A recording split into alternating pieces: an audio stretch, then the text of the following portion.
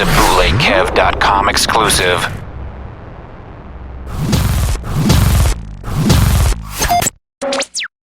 That's what's up, man. I want to talk to you, man, about like Houston hip hop. I feel like it's kind of on its way back around. Of course, there was a huge surge with everybody, Paul Wall, Mike Jones, everybody. Yeah. And then I feel like it kind of like got dry for a little bit as far as like the buzz coming out of Houston. And now, you know, everybody's chopping and screwing. I mean, you got A$AP Rocky, who's heavily influenced by H-Town. Yeah. Kurt Cobain's is doing his thing. Yeah. Travis Scott. How do you feel as far as Houston and the scene in Houston? Do you feel like these young dudes are representing right? I mean, because I feel like each one of you guys, you know, of course that class that you came out of, like everybody sold a shitload of records. Everybody, you know, had for the most part, everyone had a cohesive sound, and I feel like these new dudes, everyone's kind of doing their own thing out of Houston. It feels a little different. Yeah, it is a little different in Houston, and a lot of people are kind of like in the city. They're kind of feeling a certain way because they be like, you know, how all these other dudes doing this H-Town music, and we've been doing it, and I hear that vibe from a lot of people in the city. But the one thing I will say about a lot of these new people that are doing the screwed music, like they say that about A$AP, it doesn't sound like screwed music to me. But I mean, I see the influence just because he screws some of his lyrics up. And then same thing with Drake, early Drake, like that first mixtape. But that's my point. Like if you listen to the Houston sound, right?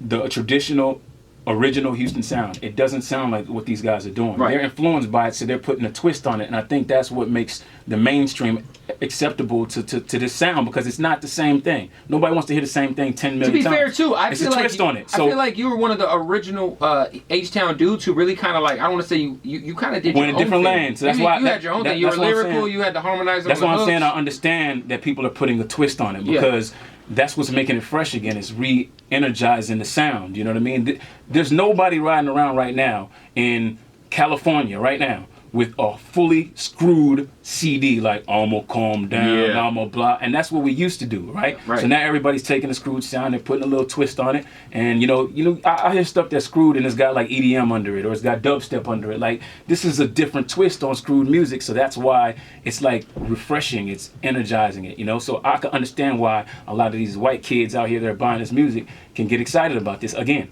You know what I mean? Up, and then the problem is that some people are like, oh, well, they don't understand where it comes from. Like, we don't control the world. I don't control the world. I don't know what people think when they hear it. I can't, like, be mad at that type of stuff. You know, I get on my Twitter stream all day, fans like, Cam, you created this sound. They need to pay homage. Like, I don't even think like that at all. Right. You know?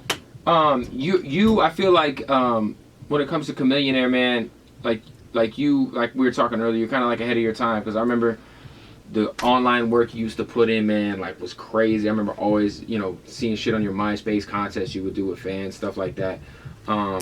Like today, do you find it a little bit harder to win over some of these young kids, man? Because I feel like the young kids, their attention span is so small because there's so much music to digest. Like it's like nonstop free mixtapes online, like every day. I feel like you need to be an A&R to label. I really do. I like the way you talk, man. You know, but you know. Honestly, I mean, every rapper feels a certain, you know, bit of that, and especially when it comes to like people, what I get the most is like, it's not like people don't think you're dope, it's like you just don't drop enough stuff. You got to keep up with everybody. They're dropping all these videos. You got to do the viral, the video. Yeah, a lot of stuff I do is like, it's not because I can't, you know what I mean? Like people think your career starts ending and then you get to a point where you can't do it. It's because it's certain things I see people work for people I just choose not to do. Like I used to get in my car, drive from Houston to Cleveland and drop off CDs. At this point in my life, I choose not to do that. Yeah, so if that works for somebody else, awesome, but I don't want to do that, you know? And as far as these videos, go get a guy with a 5D camera, put out a bunch of just videos just to stay on the blogs for a day. That just ain't my thing. I don't want to do it. I'd rather and then a lot of people make CDs and put out a bunch of free CDs, mixtapes. You're in the studio spending thousands of dollars, put out, if that's your business model that works for you, awesome. I don't do that. I have a dedicated fan base that buys a lot of stuff.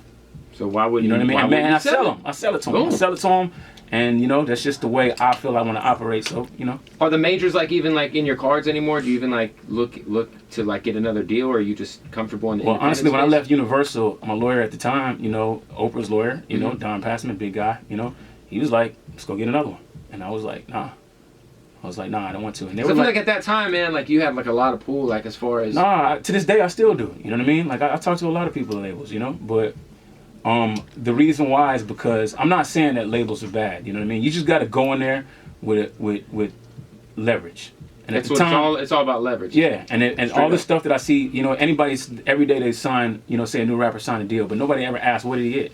You know what I mean? Like to this day, that same rapper might have to do so much just to get what I'm making, not even on a label. Like I still make, if you buy something today, I make 50% to this day. So they still cut me checks. They have to do business with me for the rest of my life. Damn. So at that time, I didn't owe Universal nothing.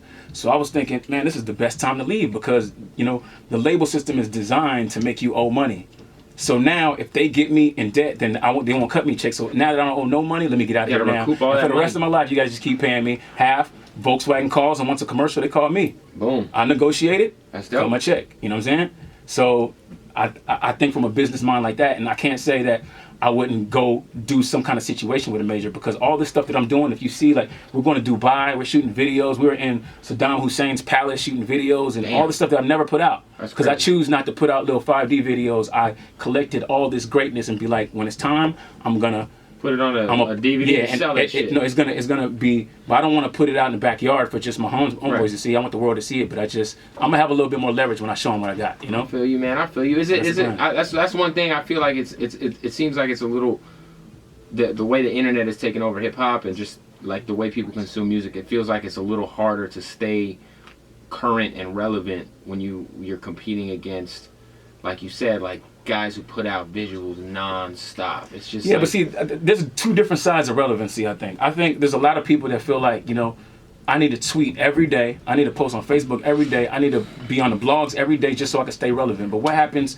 for 3 weeks when you run out of steam and then you don't do nothing? No, I agree with you. I think that there's like a difference between like not being like per se like a hot name, but you still have like, I feel like you are somebody who no matter what, you still like Chamillionaire carries respect as an artist, as an MC, as all that stuff. And then there's other guys who are just like, I don't want to call out names, but you know, there's other rappers that they lose their relevance. They're not hot and they're just like they're like they had their time, but it wasn't what they did. Really wasn't respected as much to like carry. I appreciate that, but I will say that depends on who you ask, because there are people that say that about me too. I don't feel that way about me. It doesn't bother me. It doesn't make me feel that way because I, in my heart, know what I'm capable of. You know. But what I will say is that I think all of this stuff that everybody's doing, reality shows, all this stuff, it doesn't really matter, man. I think all it boils down to is making a song and having a hit. Boom. That's it. Make a record. That's all. Everything comes right. You know, look at Juicy J. I got a show with him tonight. You're Celebrity so right. Theater,